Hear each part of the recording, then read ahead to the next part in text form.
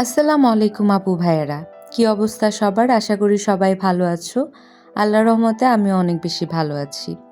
আমি হচ্ছে মহিমা জাহান। আমি আজকে তোমাদের সাথে কথা বলছি বাংলাদেশি ব্লগার মহিমা ইউটিউব চ্যানেল থেকে। আজকে আমি তোমাদের সাথে টুকটাক কিছু কাজ শেয়ার করব এবং আমার মনের কিছু কথাও আজকে শেয়ার করব। আশা করি তোমাদের কাছে এই ভিডিওটা অনেক বেশি ভালো লাগবে। আর আমার মনে হয় যে আমার এই কথাগুলো অনেক আপুরাই রিলেট করতে পারবে। অনেক আপুদের সংসার জীবনের সাথে এই কথাগুলো হয়তো মিলে যাবে। তাহলে চলো শুরু করে দেওয়া যাক। সকালবেলা উঠেই আমি হচ্ছে খাওয়া দাওয়ার পরে একটু নিচে গিয়েছিলাম। আমার বাসার উঠানে অনেক গাছ রয়েছে, ওইখানে ফুলের অনেক গাছ রয়েছে, ফলের কিছু গাছ আছে। তো সেগুলোই দেখলাম। যেহেতু বাহিরে অনেক বেশি রোদ ছিল, আমি খুব বেশিক্ষণ দাঁড়িয়ে থাকতে পারিনি, অনেক বেশি ঘামছিলাম। তাই আবার রুমে চলে এলাম। এসে হচ্ছে টুকটাক এখানে জিনিসপত্র গুছিয়ে নিচ্ছিলাম। তারপরে দুপুরে খাওয়া দাওয়া করলাম আর এখানে চলে এলাম যে আমি এখন ইনস্ট্যান্ট একটা নুডলস খাবো।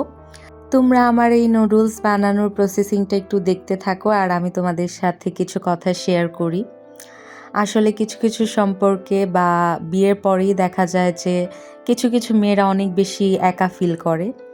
তো এত জীবন হচ্ছে আমি ওই রকম ফিল না করলেও এখন কেন জানি আমি অনেক বেশি একা ফিল করি। এর কিছু কারণ রয়েছে। এমন না যে আমি হচ্ছে একা থাকি বাসায় বা আমার বাসায় মানুষজন নেই, কিন্তু দেখা যায় যে সবার ভিড়েও কেন জানি আমার নিজেকে অনেক বেশি একা মনে হয়। কারণ এত জীবন হচ্ছে আমার হাজব্যান্ড আমার সাথেই থাকতো। যেহেতু সে তখন কোনো জব করতো না বা কোনো বিজনেস করতো না, সে সবসময় বাসায় থাকতো দেখা যেত। আমি আর আমার হাজব্যান্ড যেহেতু খুব ছোট্ট বয়সেই আমাদের বিয়ে হয়, তো আমাদের বিয়ের পরে আমিও পড়াশোনা করতাম, সেও পড়াশোনা করতো। তো এই কারণে দেখা যেত যে মোস্ট অফ দ্য টাইম আমরা হাজব্যান্ড ওয়াইফ একসাথেই থাকতাম। আমার হাজব্যান্ড আমার সাথেই থাকতো। কিন্তু এখন কিছুদিন হলো আমার হাজব্যান্ড বিজনেস স্টার্ট করেছে। তো দেখা যায় সারাদিনই তার বাহিরে বাহিরেই থাকতে হয়। দুপুরে একটু বাসায় আসে, খাওয়া দাওয়া করে আবার চলে যায়, রাতে বাসায় আসে। আর সেও অনেক বেশি টায়ার্ড হয়ে যায়, তার কাছ থেকে সব কিছু এক্সপেক্টও করা যায় না। আলহামদুলিল্লাহ সে তার কাজ সেরে যতটুকু সম্ভব আমাকে সময় দেয়, কিন্তু তাও কেন জানি মাঝে মাঝে অনেক বেশি একা লাগে।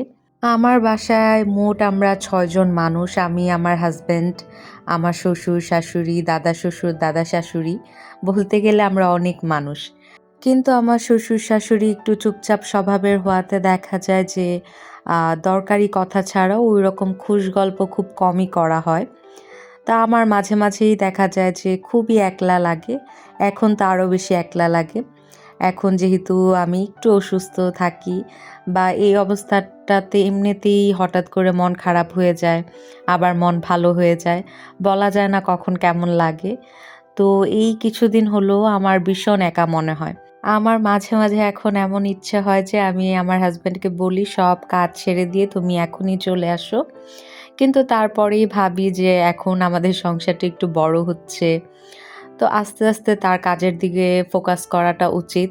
কারণ ফিউচারে যদি বাবা-মা সিকিউর না হয় তাহলে সন্তানরাও ওইভাবে হ্যাপি থাকে না আমার কাছে মনে হয়। তো সেই কারণে আমি অনেক সময় দেখা যায় যে ওকে ফোন করার পরেও বলি না আর কিছু। তোমাদের সাথে এই কথাগুলো শেয়ার করার কারণ হচ্ছে আমি আগে অনেক শুনতাম যে বিয়ের পরেও মেয়েরা অনেক বেশি একা ফিল করে। তো এখন এই ফিলটা আমিও করি টুকটাক, তাই তোমাদের সাথে শেয়ার করলাম।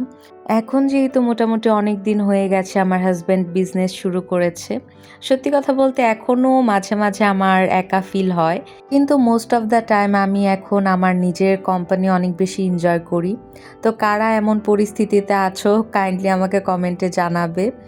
আশা করি তোমাদের কাছে আজকের এই ভিডিওটা ভালো লেগেছে। ভালো লাগলে আমার চ্যানেলটা সাবস্ক্রাইব করে দিয়ে আমার ফ্যামিলির একজন সদস্য হয়ে যেও। আল্লাহ হাফিজ।